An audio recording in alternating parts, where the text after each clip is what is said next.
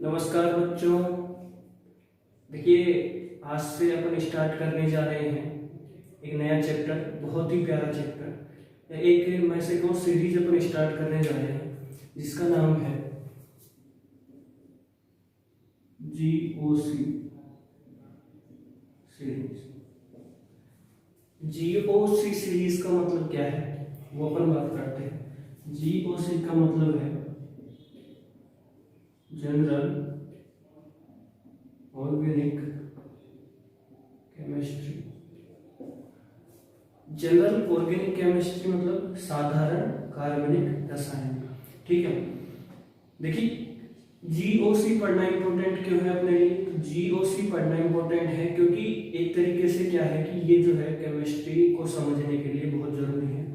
एक तरीके से अपन ये बोल सकते हैं कि केमिस्ट्री की एक सीढ़ी है जीओसी। जिस प्रकार कहीं चढ़ने के लिए, छत पे जाने के लिए आपको सीढ़ी की हेल्प बहुत चाहिए होती है, उसी प्रकार केमिस्ट्री को समझने के लिए जीओसी अपन को आनी चाहिए।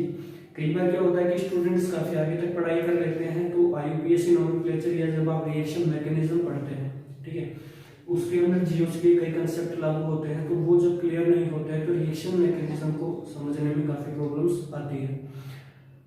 उसके लिए तुमको क्या पढ़ना है? जीओसी पढ़ना है। और जीओसी कहते हैं कि मेहनत ही सफलता की सीढ़ी है, तो उसी प्रकार जीओसी भी केमिस्ट्री की एक अद्भुत सीढ़ी है।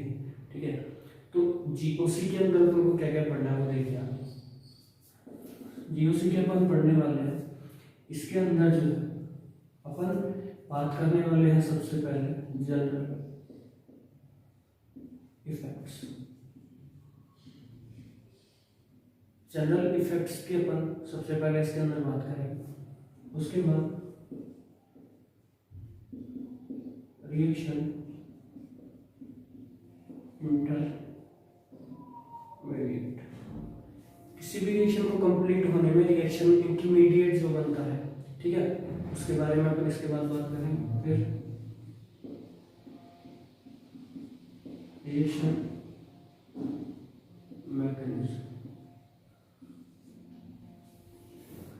General effects, reaction intermediate and reaction mechanism. तीन चीज के अपन बहुत अच्छे तरीके से, बहुत प्यारी प्यारी बातें इसके बारे में करने वाले हैं अपन। तो देखिए, तीन चीजें अपन को पढ़नी है, तीन टॉपिक अपन को पढ़ने हैं, 1 2 3। आज का जो अपना टॉपिक है इफेक्ट्स के बारे में अपन आज पढ़ने जा रहे हैं। ठीक है, तो मेरा नाम है विनोद शर्मा और मैं आपको पढ़ाने जा रहा हूँ general effects of organic chemistry. देखिए,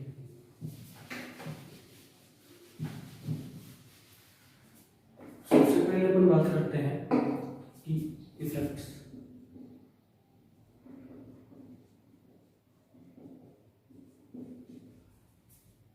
इफेक्ट्स के अंदर कौन कौन से इफेक्ट अपन को पढ़ने हैं, कौन कौन सी बातें इसके अंदर करनी है। तो देखिए, इसके अंदर आपको सबसे पहले समझना जरूरी है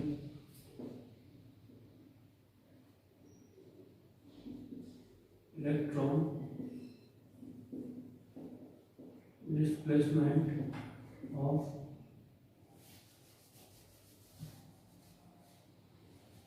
इन कोवैलेंट बॉन्ड। देखिए, electron displacement in covalent bond, electron का स्थानांतरण किसी सहसंयोजक बंध में कितने प्रकार से हो सकता है, फिर जो प्रोडक्ट बनता है वो स्टेबल है या अनस्टेबल है, उसके बारे में अपन बात करने वाले हैं। तो electron displacement in covalent bond के अंदर अपन 4 टॉपिक इंपॉर्टेंट पढ़ने वाले हैं। पहला जो टॉपिक है आपका इंडक्टिव इफेक्ट। ठीक है, इसको अपन बोलते हैं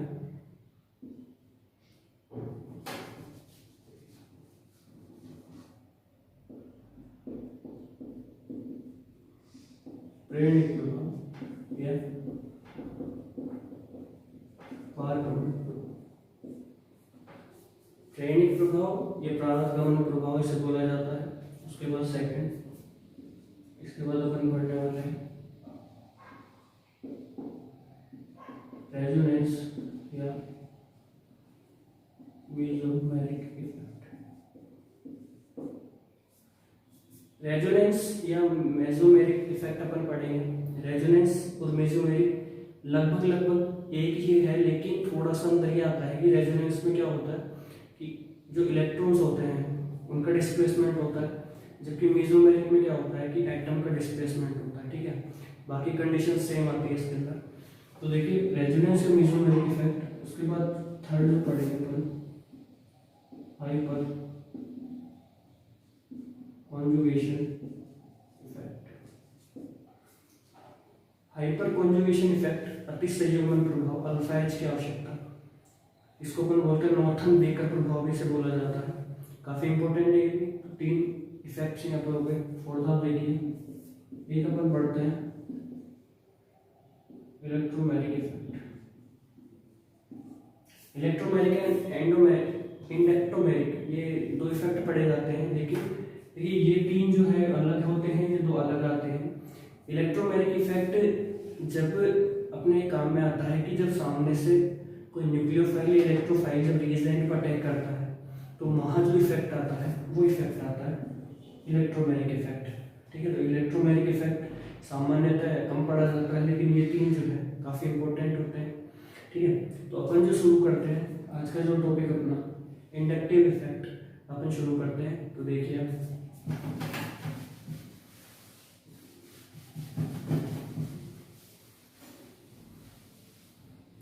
पहला टॉपिक अपना जो है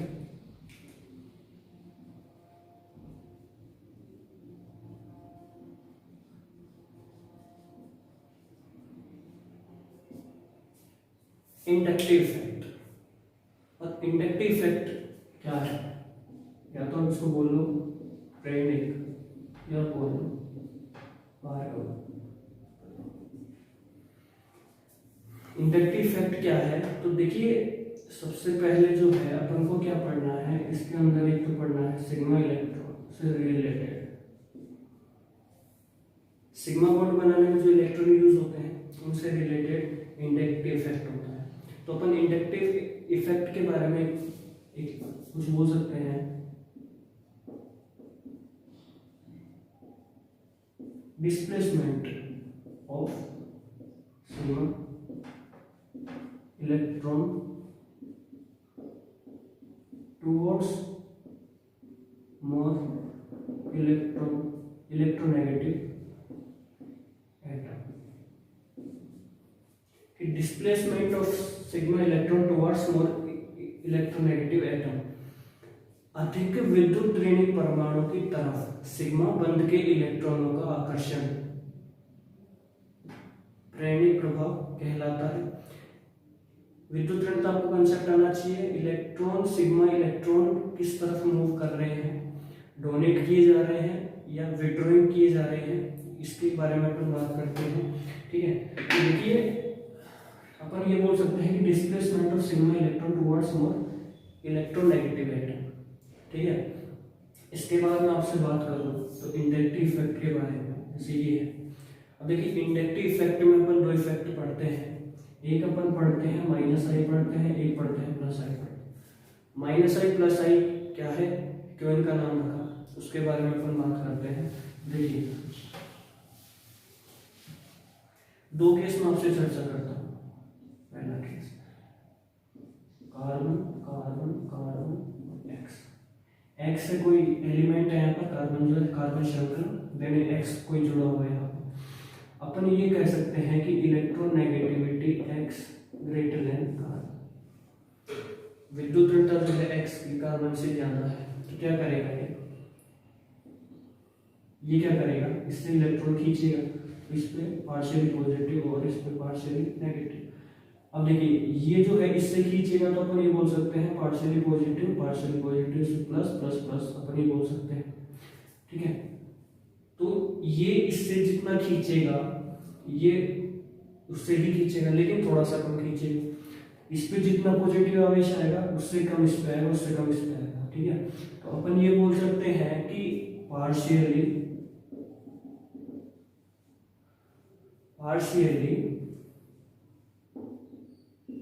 चार्ज ऑन एलिमेंट्स, कि जब इलेक्ट्रॉन या तो डोनेट किया गया या विड्रॉइंग किया गया तो देने वाली प्रजाति के ऊपर पॉजिटिव आवेश एंड लेने वाली प्रजाति के ऊपर नेगेटिव आवेश आ जाता है। तो इसमें फुल्ली पॉजिटिव या फुल्ली नेगेटिव नहीं आता है, लेकिन पार्शियली पॉजिटिव या नेगेटिव आता है। पार्शियली पॉजिटिव इस पे आ जाता है, नेगेटिव इस पे आ जाता है। ठीक है, तो अपन ये कह सकते हैं कि X की कार्बन से विद्युत ऋणता ज्यादा है, तो X क्या हुआ, विड्रॉइंग ग्रुप।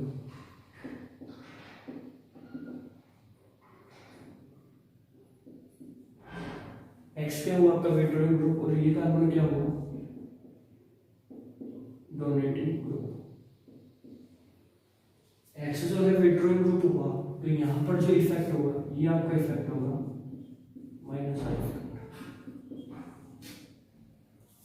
माइनस आई प्रेरणिक प्रभाव। क्यों लगा कि X क्या है, विद्युत ऋणता ज्यादा है कार्बन से, तो X ने क्या किया, इलेक्ट्रॉन विड्रॉ किए, कार्बन ने डोनेट किया। ठीक है, तो यहाँ partially negative and partially positive, तो यहाँ जो इफेक्ट होता है ये क्या होता है, माइनस आई इफेक्ट कहलाता है। सेकंड कंडीशन में आपसे बोलूँ कि कोई कार्बन श्रृंखला है और यहाँ कोई एलिमेंट जुड़ा है भाई, और अपन बात करें इलेक्ट्रॉन नेगेटिविटी जो है कार्बन ग्रेटर देन वाई, अब क्या होगा कि ये वाई से खींचेगा, तो अपन ये बोल सकते हैं कि ये डेल नेगेटिव और ये डेल पॉजिटिव, ये del negative negative del negative negative negative. और देखिए ये क्या किया इसने, वाई से इलेक्ट्रॉन खींचे, तो अब ये क्या हो गया, डोनेटिंग एलिमेंट, अपन इन्हें एलिमेंट बोल रहे हैं।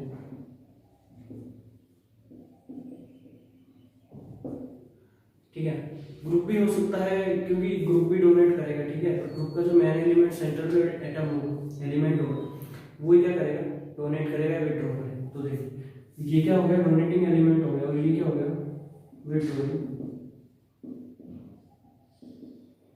एलिमेंट। ठीक है, तो वाई की जो विद्युत ऋणता है कार्बन से कम है, तो इसने क्या किया कि इलेक्ट्रॉन क्या किए, डोनेट किए कि भाई दे जा, और कार्बन ने क्या कहा, भाई दे जा। ठीक है, तो इसमें एक तरीके से कह सकते हैं पर इंडक्टिव इफेक्ट क्या है, लेन देन का सिद्धांत। जैसे मैं आपको दूं, आप ले लो, कि आप ले लो मैं दे देता हूँ, या मैं ले लेता हूँ आप दे दो, तो दो तरीके से केस बन सकते हैं। ठीक है, तो मैं आपको बताऊँ कि विड्रॉइंग एलिमेंट हो गया, डोनेटिंग, तो यहाँ जो इफेक्ट होगा वो क्या होगा, प्लस आई इफेक्ट। तो यहाँ माइनस आई इफेक्ट और यहाँ प्लस आई इफेक्ट। ठीक है भाई, प्लस आई माइनस आई ये भी हमें पता लग गया। अब ऐसे कौन कौन से ग्रुप हैं जो प्लस आई इफेक्ट दर्शाते हैं या माइनस आई इफेक्ट दर्शाते हैं। ठीक है, वो भी अपन बात करते हैं। इसके बाद एक चीज वो मैं आपको बताऊंगा, इसके अंदर आपसे क्वेश्चन पूछता है एसिडिक स्ट्रेंथ से रिलेटेड, एसिडिक के जो है स्पीसीज आपको कंपाउंड्स दे देगा, उसमें पूछता है कि कौन सी जो है कंपाउंड एसिडिक है, मोर एसिडिक है, लेस एसिडिक है, मोर बेसिक है, लेस बेसिक है, उसके बारे में अपन बात करेंगे। ठीक है, उससे पहले मैं आपको क्वेश्चन करूंगा जैसे कि FCH2COO minus BClCH2COO minus BrCH2COO minus and DiCH2COO minus. ये क्वेश्चन दे दिया आपको, और ये आपसे पूछ रहा है कि बताइए कौन सा स्टेबल है और कौन सा अनस्टेबल है। ठीक है, अभी अपन को कुछ पता नहीं है तो अपन एक तरीके से लगा सकते हैं। देखिए, एक मैं आपको फंडू ट्रिक्स मैं आपको बताऊंगा कि फंडू ट्रिक्स क्या है। फंडू ट्रिक्स क्या है, पहले अपन ये बोल सकते हैं कि less size and more electron negativity, ये क्या होता है, स्टेबल। ठीक है, लेस साइज छोटा आकार और अधिक विद्युत ऋणता हमेशा स्टेबल होता है, और अधिक आकार और कम विद्युत ऋणता हमेशा अनस्टेबल होता है। ये चीज बात करें तो अपन ये देख सकते हैं कि FCl BrI ऊपर से नीचे आने पर जो आपकी क्या होती है, साइज तो बढ़ती है और इलेक्ट्रॉन नेगेटिविटी क्या होती है, घटती है। तो F जो है ये क्या करेगा, अपना माइनस आई लगाएगा और इनसे इलेक्ट्रॉन खींचेगा। देखिए छोटा आकार जो होता है प्रबल आकर्षण लगाएगा, बहुत तेजी से इलेक्ट्रॉन खींचेगा क्योंकि सबसे ज्यादा न्यूक्लियस के पास वही होता है। तो F सबसे ज्यादा इलेक्ट्रॉन खींचेगा, छोटा आकार अधिक विद्युत ऋणता है, तो F क्या हो गया, मोर स्टेबल कौन हो गया, कि स्टेबिलिटी का क्रम देखें A B C and D, more stable और ये लेस स्टेबल। कंसेप्ट आ गया समझ में? बहुत ही प्यारे प्यारे एग्जाम्पल, बहुत ही अच्छे से समझेंगे क्योंकि एक छोटा सा एग्जाम्पल था। इसके बाद अपन ये बात करेंगे कि कौन कौन से जो है कंपाउंड्स हैं जो प्लस आई इफेक्ट दर्शाते हैं, माइनस आई इफेक्ट दर्शाते हैं। तो देखिए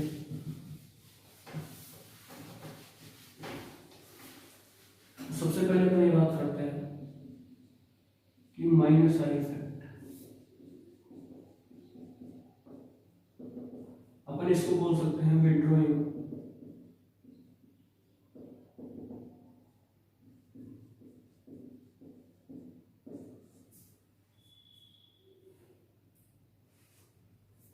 विड्रॉइंग इफेक्ट सबसे पहले, तो विड्रॉइंग इफेक्ट कौन कौन से ग्रुप जो है दर्शाते हैं वो आप देखिए। अपन इसका क्रम लिख देते हैं। सबसे पहले आएगा आपका NF3 प्लस, फिर NR3 प्लस, फिर NH3 प्लस, फिर देखिए NO2, then C triple bond N, फिर आपका आता है R,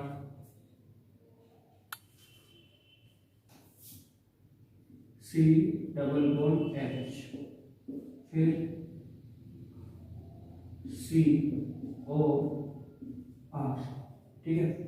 देन आता है आपका COOH, then F, then Cl, then Br और देन I, ठीक है। तो आप ये क्रम उतार सकते हैं। इसके बाद जो आता है वो आता है OROH, अपन बोल सकते हैं C triple bond CH, then NH2, then आपका amine.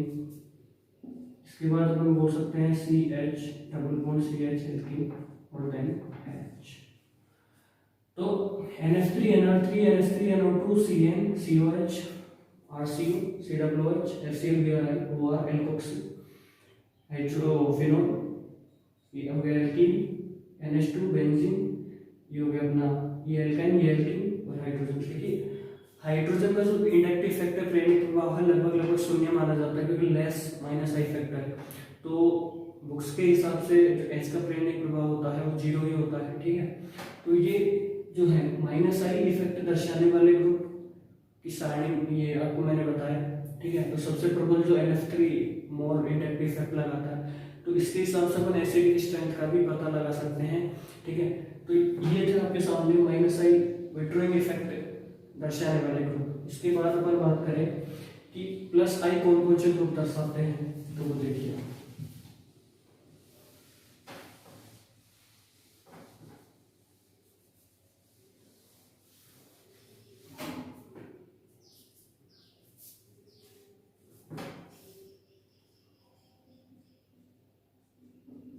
Plus I effect, plus I effect क्या है? प्लस आई इफेक्ट मतलब electron donating effect, electron donating effect, ठीक है। कौन कौन से दर्शाएंगे? सबसे पहले आपका आता है CH2 माइनस, उसके बाद NH2 माइनस, उसके बाद O माइनस, उसके बाद COO माइनस, ठीक है सही। उसके बाद CH3 CH3, इसके बाद CH CH3 और इसके बाद CH3 और then CH2 minus NH2 minus O minus CO minus 3 degree carbon 2 degree carbon 1 degree carbon and then net. और ये इफेक्ट आपका दर्शाएंगे प्लस आई इफेक्ट। तो माइनस आई इफेक्ट दर्शाने वाले ग्रुप मैंने आपको बताया, ठीक है। NF3 plus NR3 plus NH3 plus हो गया, और हो गया ROH वाला एल्कीन एल्काइन, ठीक है। और काफ़ी इफेक्ट में काफ़ी थे उसके अंदर, जैसे CN हो गया, CO माइनस ROH हो गया, बेंजीन।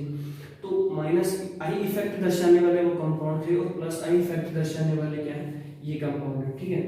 तो अब हम बात करते हैं कि प्लस आई और माइनस आई इफेक्ट दर्शाने वाले कंपाउंड मैंने आपको बता दिए। इसके बाद आप थोड़ा सा ही देखिए,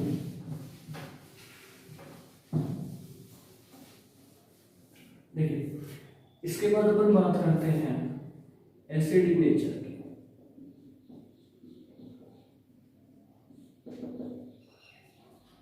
अम्लीय सामर्थ्य का क्रम इंडक्टिव इफेक्ट के द्वारा किस तरीके से अपन ज्ञात करते हैं, किस तरीके से इसे समझा जा सकता है। तो अपन ये कह सकते हैं कि मान लीजिए H एक कोई अम्ल है, और जब इसका डिसोसिएशन हुआ तो ये क्या बना, H प्लस और A माइनस।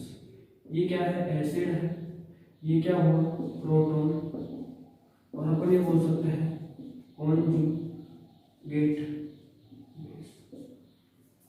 अपन ने क्या बोला कि एसिड है, प्रोटॉन, फिर कॉन्जुगेट बेस, सही में चार्ज हो।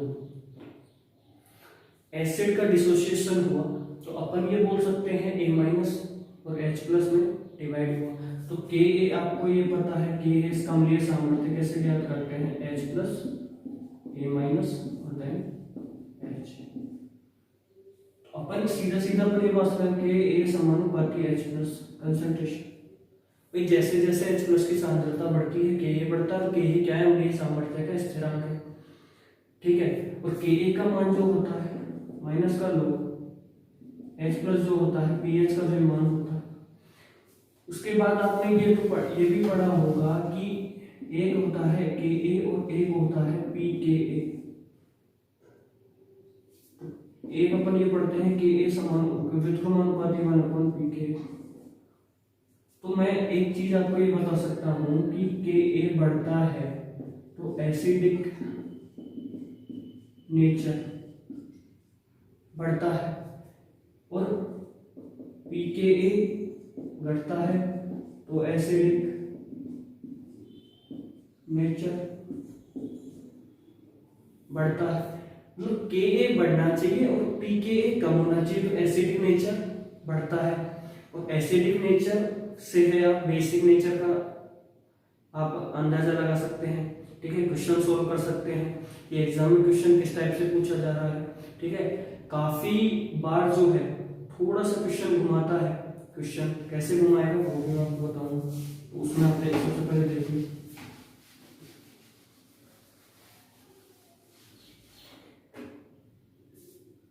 एसिडिक की अपन बात करते हैं, तो एक एग्जांपल के साथ मैं शुरुआत करता हूं। देखिए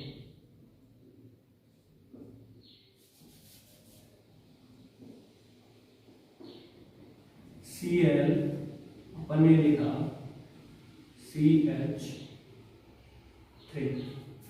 फिर अपन ने लिखा Cl2 Cl CH2 Cl, फिर लिखा Cl CH Cl Cl A B C D क्या हुआ Cl C Cl Cl और Cl। तो देखिए अपन ये भी बोल सकते हैं कि CH4 वाला भी मैं एग्जांपल अपन CH3 ले तो काफी बेटर। देखिए CH अपना क्या लगाता है, माइनस आई इफेक्ट लगाता है, इलेक्ट्रो विड्रॉ करेगा, माइनस आई इफेक्ट यहाँ लगा, यहाँ 2 माइनस आई, ये 3 माइनस आई और ये 4 माइनस। अपन ये बोल सकते हैं कि जैसे जैसे माइनस आई इफेक्ट वाले ग्रुप अटैच होते हैं, या माइनस आई ग्रुप जो होता है माइनस आई वाले ग्रुप होते हैं, जैसे जैसे वो अटैच होते हैं और अपना इफेक्ट दर्शाते हैं, तो ये क्या करते हैं, इलेक्ट्रॉन विड्रॉइंग करते हैं, और इलेक्ट्रॉन विड्रॉइंग करते सामने वाली जो स्पीशीज आती है वो अनस्टेबल आती है, ठीक है। चार्ज का डिपेंड करता है कि सामने वाले के ऊपर पॉजिटिव मान लीजिए चार्ज है और आप उससे बार बार पॉजिटिव खींच रहे हैं, तो वो क्या होगा, अनस्टेबल की गिनती में आता है, वो प्रजाति स्टेबल ना होकर अनस्टेबल हो जाती है। उसके बाद देखिए तो अपन ये 4 अपन ने इस एग्जांपल के अंदर 4 कंपाउंड देखे, तो इसमें जो माइनस आई है वो एक बार लग रहा है, या 2 बार लग रहा है, या 3 बार लग रहा है, या 4 बार लग रहा है। 1 2 3 4 4 बार यहाँ लग रहा है, 3 बार 2 बार। तो अपन ये कह सकते हैं कि सबसे ज्यादा मोर एसिडिक कौन हुआ, डी हुआ। तो डी, सी, बी और ए, ठीक है, ये कारण था। तो एक बहुत प्यारी सी ट्रिक्स मैं आपको बताता हूँ। इसके अंदर क्या करना है अपन को उसका इफेक्ट देखना है, या तो उसके अंदर इफेक्ट होगा माइनस आई या इफेक्ट होगा प्लस आई। तो ट्रिक्स आप ये देखिए कि more minus I effect more acidic nature and less basic nature. Minus I effect जितना ज्यादा होगा एसिडिक नेचर उतना ही ज्यादा होगा और बेसिक नेचर उतना ही कम होगा, ठीक है। सेकेंड ट्रिक अपन ये कर सकते हैं कि मोर प्लस आई इफेक्ट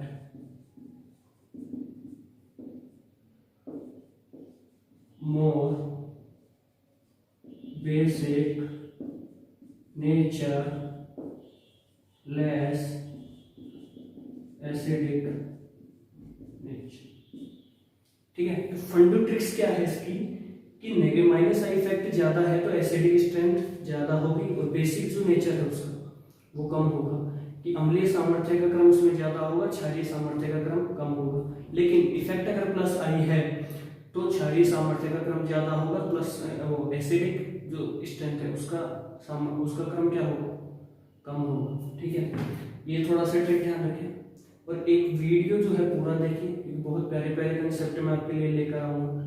इसमें भी बहुत अच्छे अच्छे एग्जाम्पल अभी करने वाले हैं, ठीक है। वीडियो आप पूरा देख लीजिए, अच्छा लगता है तो लाइक शेयर एंड सब्सक्राइब जरूर करें और कोई भी प्रॉब्लम है कमेंट बॉक्स में आप लिख के जाए, ठीक है। तो देखिए ट्रिक्स आपको मैंने बता दी, माइनस आई इफेक्ट ज्यादा है, एसिडिक नेचर ज्यादा होगा और बेसिक नेचर कम होगा, और प्लस आई इफेक्ट ज्यादा है, बेसिक नेचर ज्यादा होगा और एसिडिक नेचर कम होगा, ठीक है। उसके बाद मैं बात करूँ आपसे कि अपन एक एग्जांपल ये पढ़ते हैं ए कि FCH2COOH B ClCH2COOH C BrCH2COOH and D ICH2COOH। देखिए आपको कार्बोक्सिलिक ग्रुप यहाँ दिया गया है, तो आपको करना क्या है, सबसे पहले मैंने आपको बताया एक चीज याद रखनी है कि प्रोटॉन डिवाइड करिए आप, इसको डिसोसिएशन कराइए। तो यहाँ से जो है ये H प्लस जाएगा, यहाँ से H प्लस, यहाँ से H प्लस और यहाँ से H प्लस, तो ये सब क्या बन जाते हैं, नेगेटिव आयन बन जाते हैं। कंसेप्ट वही लगाना है कि F का क्या है, ये F जो है मोर माइनस आई अपना इफेक्ट लगाएगा, माइनस आई लगाएगा तो यहाँ से इलेक्ट्रॉन क्या करेगा, इलेक्ट्रॉन खींचेगा। इलेक्ट्रॉन खींचेगा तो क्या करना है, जैसे जैसे इसे इलेक्ट्रॉन खींचेगा तो इस पे डेल नेगेटिव, इस पे डेल पॉजिटिव, तो ऐसे इलेक्ट्रॉन खींचेगा तो चारों ही खींचेंगे। तो मैंने आपको बताया था साइज आपको देखनी है कि ऊपर से नीचे आने पर घट रही है साइज, वो बढ़ रही है साइज, तो सबसे छोटा आकार फ्लोरीन का होता है। तो इसमें क्रम क्या आता है, D A B C D. Stability का क्रम रहता है अपना ए बी सी डी का, क्योंकि एफ जो है सबसे छोटा है, ठीक है। तो मैं एक चीज आपको बता दूं, ए बी सी डी यहाँ पर क्रम आता है, लेकिन बाई चांस मान लीजिए उसने ये कर दिया, एक एच हटाकर यहाँ आई जोड़ दे, तो क्या करना है,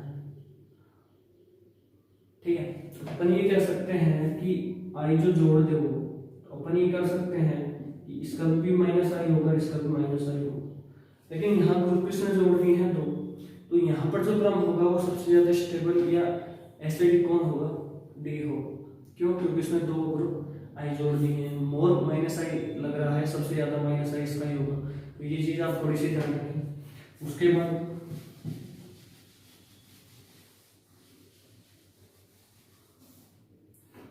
देखिए एक जैसे एग्जांपल ये लूं मैं कि CH3 COOH, एक तो ये ले लिया, और एक CH3 NH2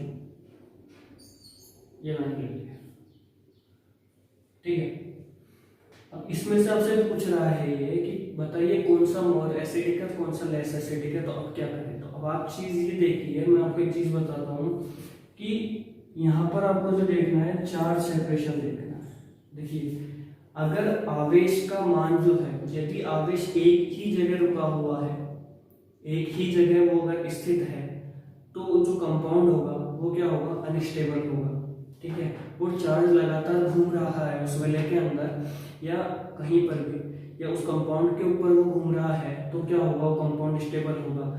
जहां आप रुक गए वो आपके अनस्टेबिलिटी फैक्टर, और जहां आप चल रही है अगर आप घूम रहे हैं तो आपका स्टेबल फैक्टर। तो अब आपसे पूछा कि CH3COOH CH3NH2 में से स्टेबल कौन सा है, तो अपन ने H हटाया यहाँ से, तो क्या बना CH3COO माइनस और CH3NH। ठीक, अब यहाँ जो नेगेटिव चार्ज है वो ऑक्सीजन पे है, यहाँ नेगेटिव N पे है, तो अपन को सीधा सा क्रम देखना है, इलेक्ट्रोनेगेटिविटी देखनी है कि जिस एलिमेंट की इलेक्ट्रोनेगेटिविटी ज्यादा है उस कंपाउंड की एसिडिक स्ट्रेंथ ज्यादा है, और जिसकी इलेक्ट्रोनेगेटिविटी कम है उसकी एसिडिक स्ट्रेंथ कम है। तो ज्यादा किसका होगा, तो CH3COO minus greater than CH3NH। बात आ गई समझ, बिल्कुल आ गई होगी, यस नो, यस। ठीक, ये चीज आपके समझ में आई। उसके बाद एक चीज और मैं आपको बताऊं, एक एग्जांपल ये है, मान लीजिए कि OH CH2 COOH और Cl CH2 COOH Cl CH Cl COOH Cl CrCl। ठीक है, first second third and fourth. अपन ने बात करी कि नेगेटिव माइनस आई जितना ज्यादा होगा more stable and more acidic होगा। ठीक है, तो देखिए del negative del negative del negative del positive positive positive. ठीक है बात, अब देखिए यहाँ पर भी ये होगा, यहाँ पर भी ये होगा। तो देखिए सबसे पहले नंबर पर ये आएगा, दूसरे पे ये आएगा। ठीक है, अपन अगर बात करें तो अब बात करते हैं अपन OH और CH3। OH और CH3, तो देखिए एक जो ग्रुप होता है ClCH2, इसका जो इफेक्ट होता है माइनस आई, इसका इफेक्ट होता है प्लस आई। दोनों का जो मिलकर प्रभावी जो आता है वो क्या आता है, माइनस माइनस। Cl का इफेक्ट माइनस आई, CH2 का जो इफेक्ट है प्लस आई, लेकिन जब दोनों का कंपैरिजन किया जाता है ClCH2 का अपन बोलते हैं तो माइनस आई प्रभावी रहता है। लेकिन मैं बात करूं OHCH2, इसका होता है माइनस आई, इसका होता है प्लस आई, लेकिन जब दोनों का कंपैरिजन करते हैं तो प्लस आई इसका आता है। OHCH2 का जो प्रभावी होता है या दोनों में जो कंपैरिजन करके प्रभावी जो हावी होता है उसके ऊपर वो आता है प्लस आई इफेक्ट। तो ये चीज आपको ध्यान रखनी है कि ClCH2 माइनस आई होल में होता है, लेकिन OH अगर CH2 के साथ आ जाता है तो प्लस आई इफेक्ट को दर्शाता है। तो एसिडिक स्ट्रेंथ पर अपन बात कर सकते हैं कि सबसे ज्यादा किसकी होगी, सबसे ज्यादा D होगा, उसके बाद क्या होगा, C होगा, फिर A होगा और फिर B होगा। तो यहाँ थोड़ा सा आपको ध्यान रखना है A और B में से कि OH अगर कंपाउंड के साथ जुड़ जाता है तो एसिडिक स्ट्रेंथ वहां पर थोड़ी घट जाती है। क्यों घट जाती है, क्योंकि OH जो है माइनस आई लगाता है, लेकिन वीक बेस होता है एक तरीके से, वो CH2 का जो प्लस आई होता है, लेकिन प्लस आई इस पर प्रभावी रहता है। एक बात ये हो गई, उसके बाद एक एग्जांपल होगी, और एग्जांपल की मैं बात करूं आपसे, हाँ एक एग्जांपल अपन ये लगा सकते हैं कि CH triple bond CH BCH2 double bond CH2 और C जो है CH3 सिंगल बॉन्ड CH3। ठीक है, अब देखिए इसमें क्या करना है आपको जो करना है संकरण निकालना है। सबसे अच्छा तरीका संकरण आप निकालें।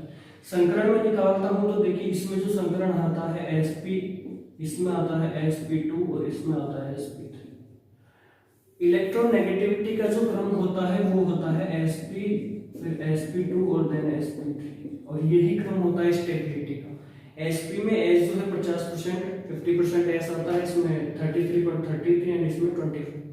S% जैसे जैसे घटता है इलेक्ट्रोनेगेटिविटी उसकी घटती है, क्योंकि वो न्यूक्लियस से क्या होता है दूर जाता है और P जो होता है थोड़ा दूर होता है, तो उससे क्या होता है जो इंट्रैक्शन आकर्षण की जो प्रवृत्ति होती है वो क्या होती है, कम होती है। उसकी वजह से क्या होता है कि इलेक्ट्रोनेगेटिविटी घट जाती है। तो सबसे ज्यादा इलेक्ट्रोनेगेटिविटी किसकी होती है, sp की होती है। तो सबसे ज्यादा मोर स्टेबल कौन हुआ, CH triple bond CH, then CH double bond CH और CH2 और देन CH3 देन CH3। तो एसिडिक और बेसिसिटी का आपसे क्रम पूछता है, आपको ग्रुप मैंने लिखा है। उसके अंदर आप देखिए कि प्लस आई माइनस आई कौन दर्शा रहा है, माइनस आई किसका ज्यादा है, प्लस आई किसका कम है, उस हिसाब से आप क्वेश्चन देखें। ठीक है, क्वेश्चन आप सोल्व करें, उसके क्वेश्चन सोल्व करें, नहीं होता आपको कमेंट बॉक्स में डालें, मैं आपको सोल्यूशन मिल जाएगा उसका। तो एसिडिक स्ट्रेंथ पे काफी अच्छे क्वेश्चन एग्जाम्स में भी पूछे जाते हैं, तो टॉपिक्स आपके क्लियर होने चाहिए। उसी के बाद आप क्वेश्चन अटेम्प्ट करेंगे तो आपका जो है ब्रेन एक अच्छे से काम करेगा खुद से। ठीक है, तो एक एसिडिटी का क्रम मैं आपको समझा देता हूँ उसके अंदर कि एसिडिटी, मान लीजिए एसिडिटी आपसे बहुत सारे कंपाउंड्स दे देता है, क्वेश्चन में जो है बड़ी एग्जाम में जो है काफी बार क्वेश्चन पूछे जाते हैं इसके। ठीक है, तो मोस्टली जो है एसिडिटी के ही आपसे क्वेश्चंस पूछे जाते हैं कि एसिडिटी का क्रम बताइए। ठीक है, एसिडिटी का क्रम आप देख लेते हैं। तो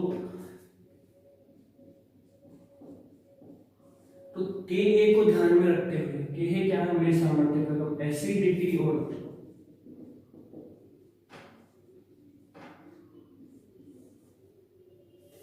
कि एसिडिटी जो है या किसी कंपाउंड की अम्लीय सामर्थ्य का पता कैसे लगाया जाए, उसके लिए जो है एक सारणी में आपके लिए लेकर आया हूं, जिसके अंदर आप देखिए उसके अंदर अपन को क्या करना है, उसके अंदर अपन को ये करना है कि सबसे पहले जो है आपका आता है SO3H बेंजीन सल्फोनिक एसिड, फिर आपका आएगा HCOOH, फिर आपका आता है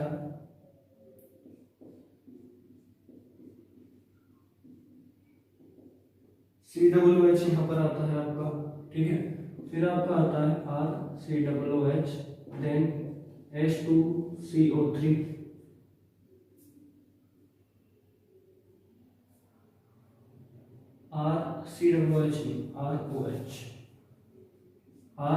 ROH, देन H2CO3, फिर आपका आता है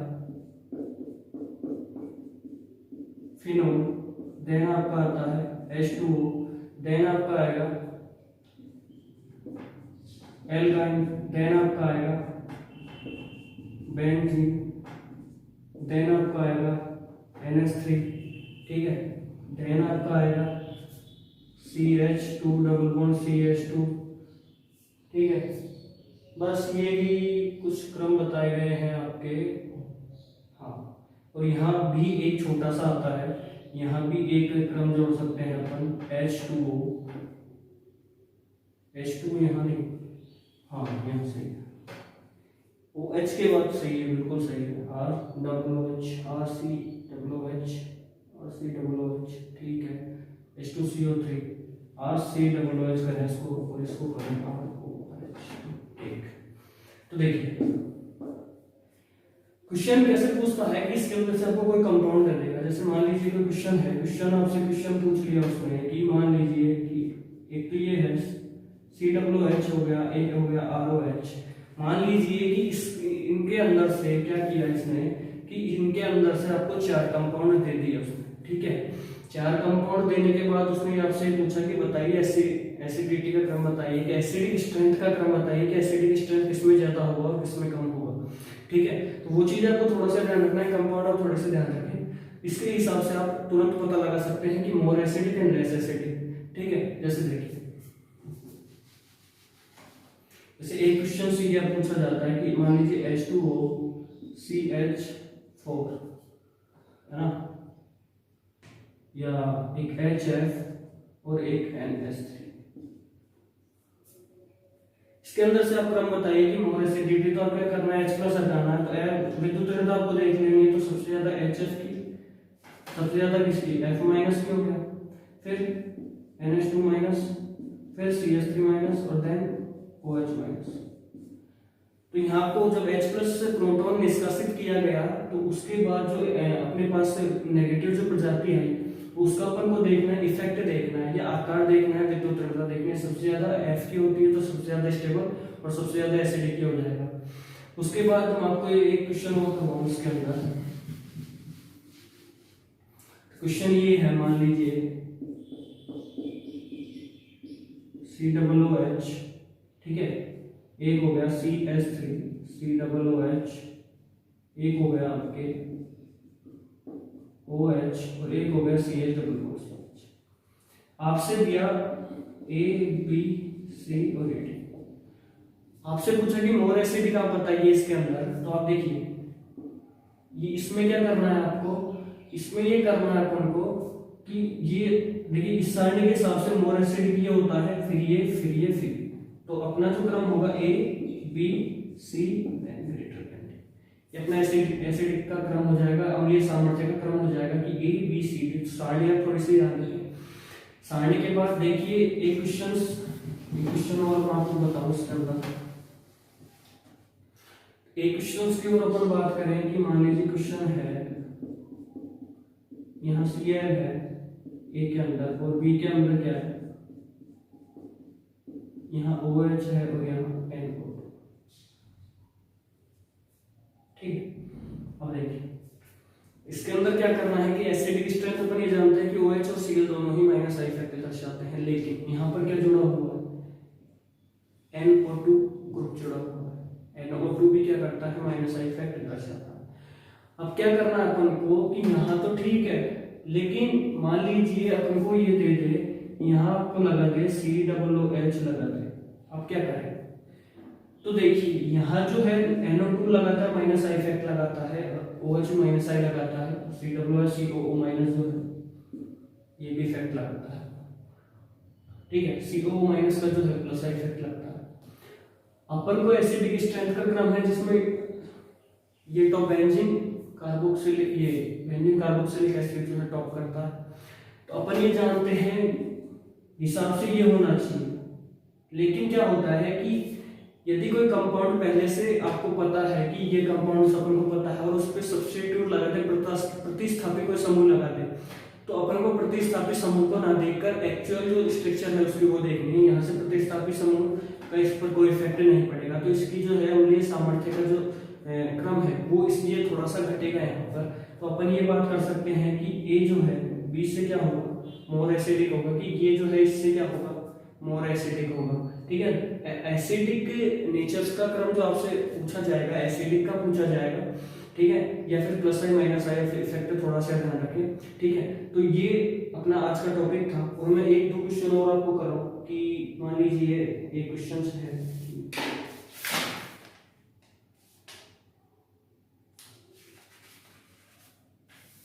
हाँ एक और एक चीज आपको ये और पता रखनी है इसके अंदर कि मान लीजिए कोई कंपाउंड आपको दिया है कि जैसे ऑर्थो मेटा पैरा आपको दे दे, ठीक है, तो आप क्या करें, इफेक्ट जो है माइनस आई अगर उसमें लग रहा है तो आपको क्या करना है कि पैरा पर जो इफेक्ट होगा वो सबसे ज्यादा होता है, तो पैरा वाला सबसे ज्यादा मोर एसिडिक होता है, उसके बाद मेटा एंड उसके बाद ऑर्थो। तो ये बातें थोड़ी सी ध्यान रखनी है। ठीक है, बहुत अच्छे एग्जाम्पल अपन ने किया, बॉक्स के जो एग्जाम्पल आप इस हिसाब से करके देखें, आपके बिल्कुल क्वेश्चन हो जाएंगे। फंडो ट्रिक्स भी आप ध्यान रखें, उससे भी आपके क्वेश्चन हो जाएंगे। तो नेक्स्ट आज के जो वीडियो में है कंप्लीट जो इंडक्टिव इफेक्ट के बारे में जो जानकारी थी वो इससे रिलेटेड काफी अच्छे क्वेश्चंस अपन ने बात करे। ठीक है, तो इसमें जो था आज के टॉपिक में अपन ने इंडक्टिव इफेक्ट्स के बारे में अपन ने बात करी। ठीक है, और अच्छे क्वेश्चंस अगले वीडियो में अपन बात करेंगे। इंडक्टिव इफेक्ट के ही क्वेश्चन ला रहा हूँ अगले वीडियो के अंदर, बहुत सारे क्वेश्चंस अपन बात करेंगे। एक वीडियो एक टॉपिक का लगभग 2 वीडियो अपन बनाएंगे, तो उसके हिसाब से अपन बात कर लेंगे इसके अंदर। ठीक है, तो वीडियो आपको अच्छा लगे वीडियो पूरा देखें, लाइक शेयर करें, सब्सक्राइब करें और नेक्स्ट वीडियो में अपन मिलेंगे बहुत अच्छे प्यारे क्वेश्चनों के साथ। ठीक है, तो वीडियो देखने के लिए आपका धन्यवाद।